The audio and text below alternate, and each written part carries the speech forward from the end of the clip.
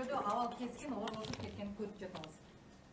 Натыйжада президенттин жана анын жакындарынын айланасында топтолгон бийликтин кесепетинен коррупция гүлдөп, криминал бийлик менен алака кыла баштады.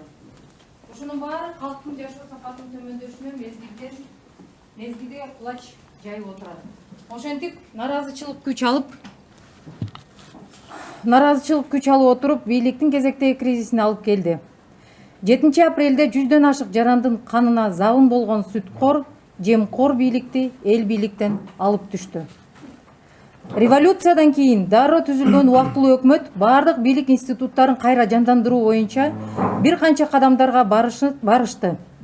Башкаруунун парламенттик формасын камтыган конституциянын долбоорун сунуш кылды.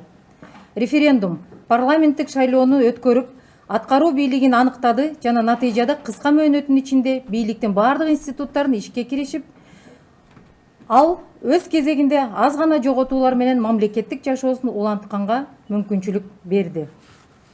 Акыйкат үчүн айтып коюшубуз керек. Ушундай эле бийлиги саясий кризиске кабылган айрым өлкөлөр, мисалы Тунис, Украина, Сирия мамлекеттери баш аламандан соң өлкөсүнүн кадыр-эсе жашоосуна жетише алган жок. Бардык мыйзамдарды жана конституциянын нормаларына алып келүүдө албетте кыйынчылыктар болду. Бери дегенде эле бул парламенттин 1 жылдай убактысын алды. Ошол эле мезгилде 7 апрелде шейит кеткен жарандардын туугандарынын маселесин жана түштүктө болуп өткөн окуялардын кесепетинен келип чыккан көйгөйлөрдү чечүүгө убакыт керектелди.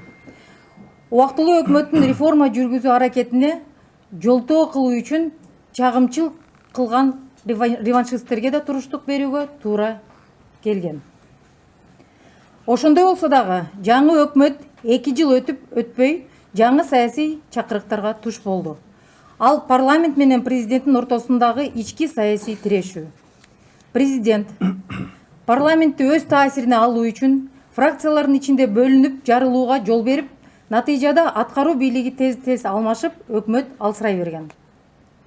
Конституцияны өзгөртүү боюнча жасалган бир нече аракет 2016 жылы ишке ашкан. Негизги өзгөртүү адамдын укук жана эркиндигине тиешелүү болуп чыккан жана мындан сырткары укук коргоо органдарын, УКМКны, сотторду пайдалануу жана ММК аркылуу көө жабуу жолу менен оппозиционерлерге кадимкидей кысым көрсөтүлө баштаган.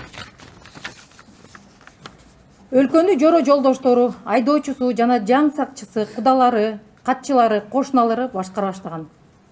Нукур адистер бийликтен оолак калышкан. Чындыкты айтуу боюнча жасалган аракетте сөз эркиндиги жана адам укуктары чектелип, телевидение жабылып, журналисттер соттолуп, гезиттер жаап салышкан. Жада калса өзүнүн кесиптик милдетин аткарып жаткан адвокаттарды сот жобуна тартышкан. Кезектеги парламенттик шайлоо жана президенттик шайлоо бийликтин колунда оюнчукка айланган. Бул жолсунсуз жоруктардын айынан 5 президент Сооронбай Жээнбековдун парламенттик шайлоодо фальсификацияга жол берген үчүн 2020 жылдагы революция келип чыкты.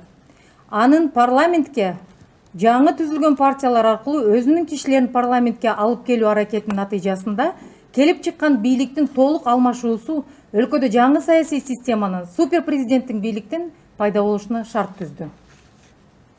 Биринчи болуп конституция кезектеги революциянын курмандыгына айланды.